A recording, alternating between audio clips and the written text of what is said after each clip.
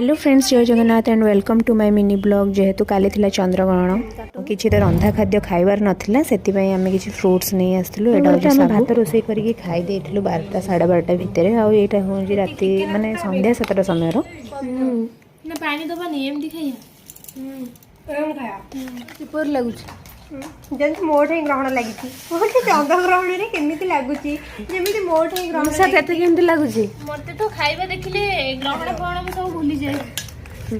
आ लीना मोर तो ठंडा रे 12 बजी गलानी मोर ग्रहण एटा गोटे का नंबर सप्ताह कहियो गले मते ग्रहण होवा से जहा भी हो मते खाइबा देखिले सब किछि भूली जाए।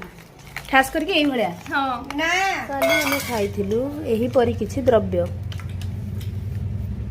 एरो निया से तो कस्टर्ड कस्टर्ड कस्टर्ड ना कस्टर्ड नुह किंतु तार आज मु देखुतिली भलो थिला कमको जानिया हे कष्टर आनिब्रो कोन ओडे करी दउनु जिबी दरकार कियाउ का पे देख काइन थोड़ी मु देबिनी अति सुंठी लोभी भलिया कोन होछु।